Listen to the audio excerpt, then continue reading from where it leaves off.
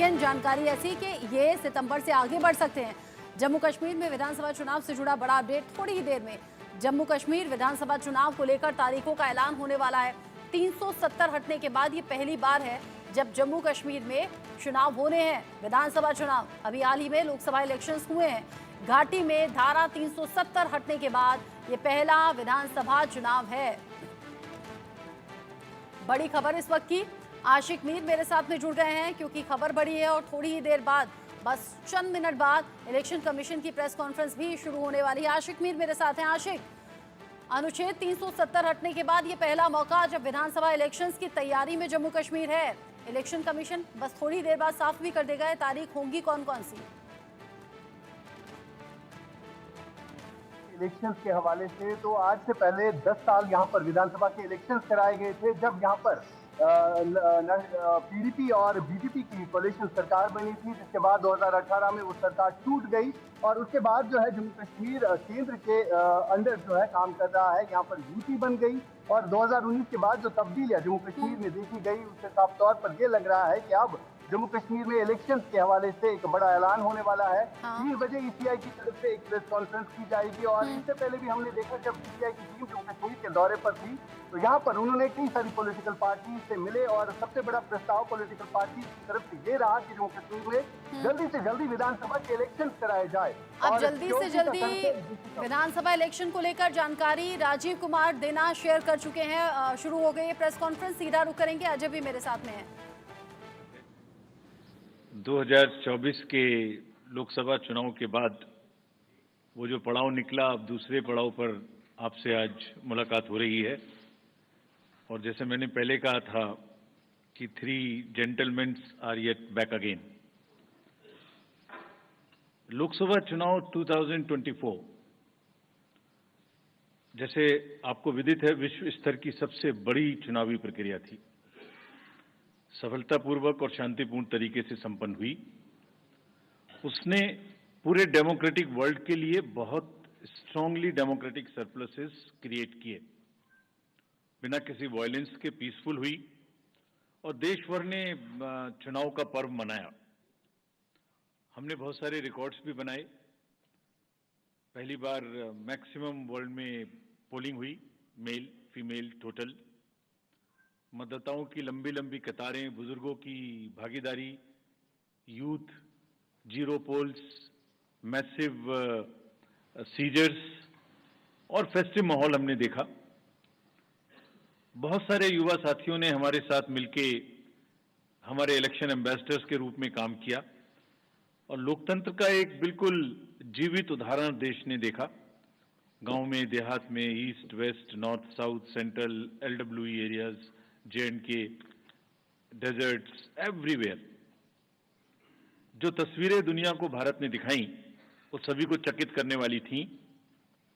इससे देश में नहीं बल्कि पूरी दुनिया में एक स्ट्रांग मैसेज गया और जो चमक हमने देखी उस समय, वो चमक बहुत दिन तक दिखाई देती रहेगी। जब जब विश्व में चुनाव होंगे, कहीं भी किसी भी देश में हो, आपको निश्चित रूप से अपने चुनावों की तुलनात्मक याद आती रहेगी। ऐसा हमारा विश्वास है और वो हमें अपनी ताकत का एहसास दिलाता रहेगा।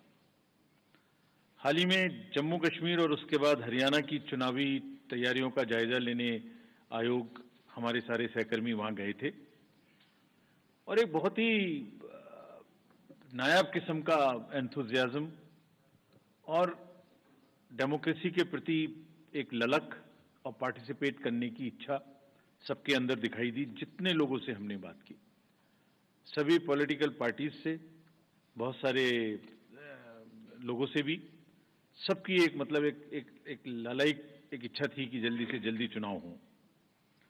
तो हम आपको जो उम्मीद और जो यकीन पैदा हुआ था 2024 का, उसको आगे बढ़ाने के लिए आज आपके सामने है।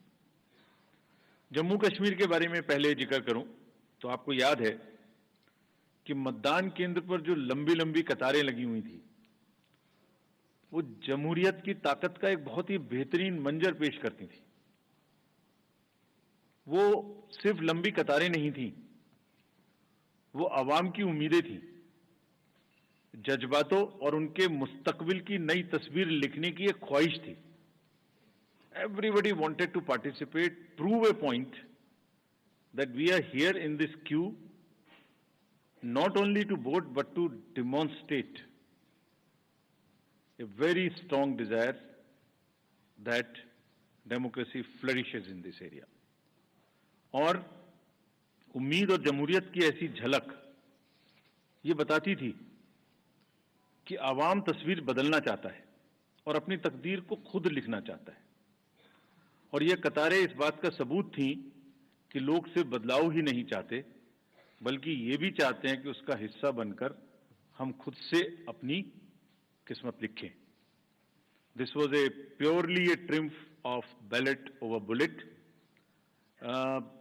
आपको याद होगा कि जो वैली की 3 पार्लियामेंट्री कॉन्स्टिट्यूएंसीज थीं उनमें 51% का वोटिंग हुआ और वैली ने वायलेंस को नकारा और वॉइस को वोट के माध्यम से आगाज किया। जम्मू कश्मीर के लोगों ने बुलेट और बायकॉट के बदले बैलेट को चुना। आपको यह भी याद होगा कि कश्मीरी माइग्रेंट्स के लिए आयोग ने विशेष व्यवस्था की थी। The elections we say should be inclusive.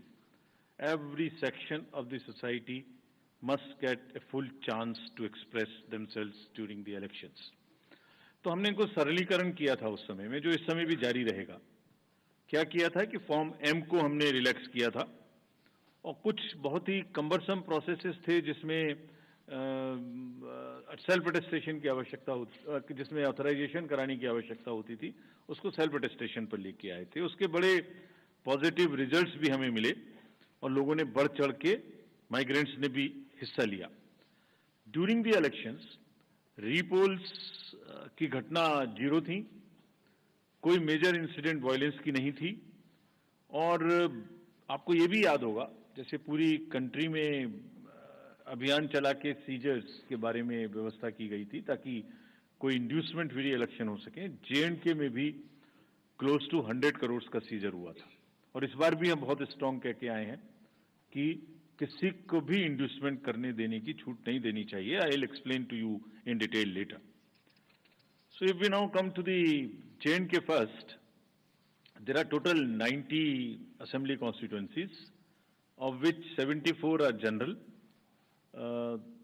SC are 7 and SC are 6, ST are 9 and SC constituencies are 7. ये डिलिमिटेशन के बाद रिजर्वेशंस जो प्रोवाइड किए गए उनकी कहानी है। अगर इलेक्टर्स के डाटा के बारे में बात करें तो JNK में